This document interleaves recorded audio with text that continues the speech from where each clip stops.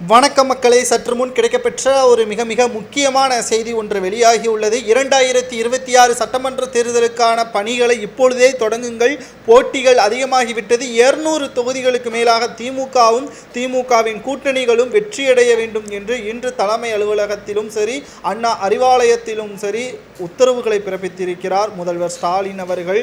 அறிஞர் அண்ணா அறிவாலயத்தில் பேசியிருக்கக்கூடிய ஸ்டாலின் அவர்கள் தனது நிர்வாகிகளை அழைத்து கிராமங்கள் வரை சென்று திமுகவின் கொள்கைகளையும் திட்டங்களையும் நிறைவேற்றப்பட்ட திட்டங்களையும் எடுத்து கூற வேண்டும். திமுகவிற்கு எதிராக அதிமுகவோ அல்லது தமிழக வெற்றி கழகமோ கொடி பறக்கக்கூடாது என்பதை ஆணித்தரமாக கூறியிருப்பதற்கு காரணம் 2011ஆம் ஆண்டு கோட்டையை விட்டது 2021 சட்டமன்ற தேர்தலில் தான் அரியணையில் ஏறியிருக்கிறது திமுக. கடந்த 10 ஆண்டுகளில் தத்தளித்த திமுகவிற்கு பேர் இடியாக விஜய் அவர்களது அரசியல் பயணமும் அதிமுகவின் கூட்டணியும் அமைந்துவிடக்கூடாது என்பதற்காக பல்வேறு மறைமுகமான நடவடிக்கைகளையும் அரசியல் ரீதியான பல்வேறு விமர்சனங்களையும் திமுக செய்து வருகிறது. ஆனால் உண்மையில் திமுகவின் நலத்திட்டங்களை பார்க்குமேயானால் சொன்ன 400 வாக்குறுதிகளை நிறைவேற்றி விட்டதா அப்படி என்று பார்க்குமேயானால் நிச்சயமாக கிடையாது. மிகப்பெரிய ஒரு தோல்வியின் விளிம்பில்தான் திமுக இப்பொழுது வரை இருக்கிறது.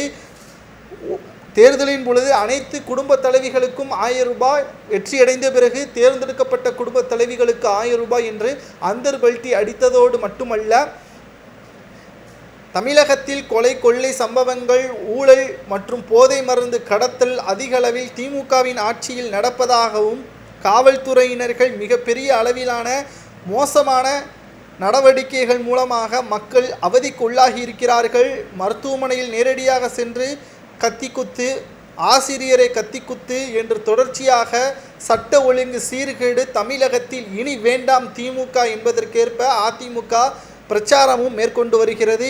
இதை கட்டுக்குள் கொண்டு வருவதற்கு ஸ்டாலினால் முடியாது. உதயநிதி ஸ்டாலின் அவர்களது தலைமையில் அனைவரும் செயல்பட வேண்டும் என்று இன்று நடைபெற்ற கூட்டத்தின் பொழுது ஸ்டாலின் அவர்கள் தெரிவித்திருக்கிறார். தோல்வியின் பயத்தில் என்ன செய்வதென்று தெரியாமல் அதிர்ச்சியில் ஸ்டாலின் அவர்கள் இருப்பதாக தகவல்கள் நமக்கு கிடைக்கப்பெற்றுள்ளது.